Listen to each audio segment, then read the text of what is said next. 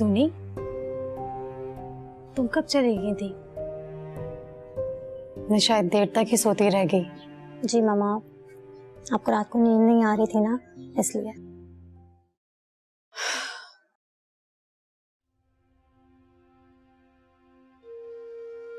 तुमने मुस्तफा से माफी मांगी?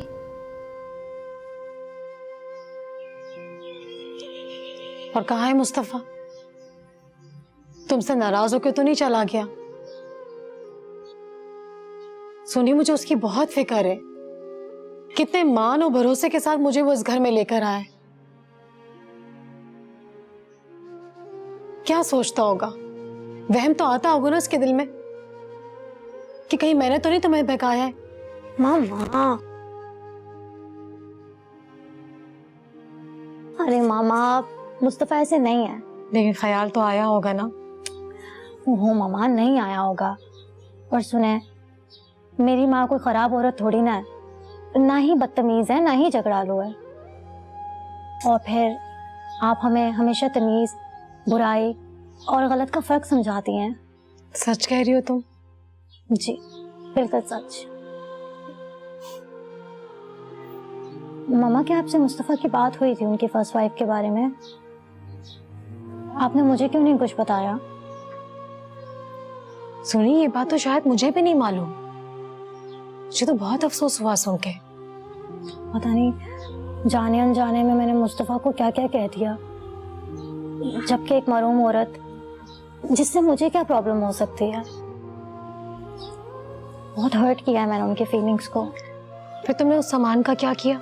कुछ भी नहीं, यूं ही का यूं ही पड़ा है।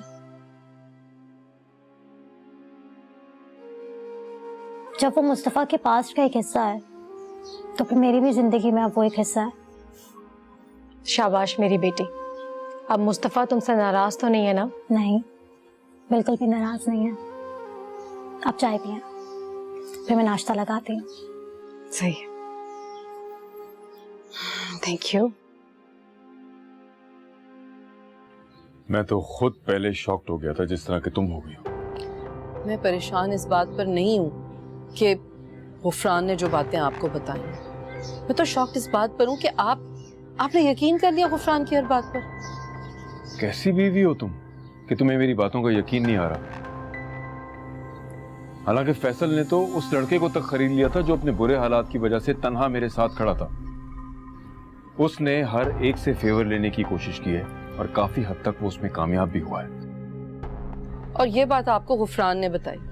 उस लड़के ने और गुफरान ने भी मुझे खुद आके ये बातें सारी बताई हैं कि किस तरह फैसल ने लालच देके उसे खरीद लिया।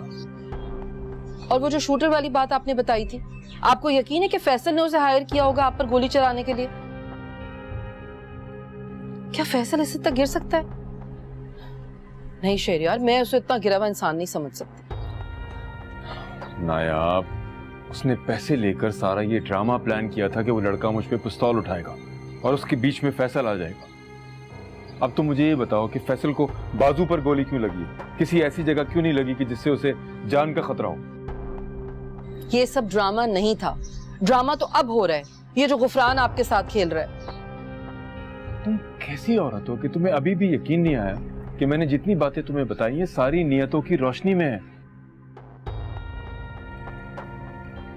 मुझे एक एक सबूत गुफरान ने तफसील के साथ पेश किया था। क्या हो गया है आपको? फैसल के पास इतना पैसा भला कहां से आ गया इन फजूल कामों के लिए? तुम तो बस फैसल की हिमायत करती रहना और वो कोई बड़ा नुकसान पहुंचा देगा। वो अगर आपको नुकसान पहुंचाने वाला होता तो पहले ही पहुंचा चुका होता। उसकी वजह से आपको इतना फायदा हुआ। किस तरह उसने आपके कारोबार को संभाला, सब भूल गया। मैं फिलहाल कोई फैसला नहीं ले सकता जब तक मैं पूरी हकीकत नहीं जान लेता। हकीकत रामीन है और रामीन का प्यार फैसल। और मैं जानती हूँ कि फैसल गलत नहीं हो सकता। अगर मुझे फैसल और गुफरान में से रामीन के लिए किसी एक का इंतखाब करना पड़े ना, तो मैं फैसल का ही करूँगी। अब तुम जिद पर उतर आई हो। जिद पर मैं नहीं, आप उतर आए। मेरी समझ नहीं आ रहा कि आप कैसे गुफरान को फैसल पर अहमियत दे रहे हैं। गुफरान फ्यूचर में हमारी स्ट्रेंथ बन सकता है। ओह, तो ये कहिए ना कि आपके अपने मफादात वाबस्ता हैं उससे। तुम अब मेरी तौहीन कर रही हो। देखें प्लीज, इस वक्त ये बातें करने का वक्त नहीं है। हमें रामीन के लिए सोचना है और बस।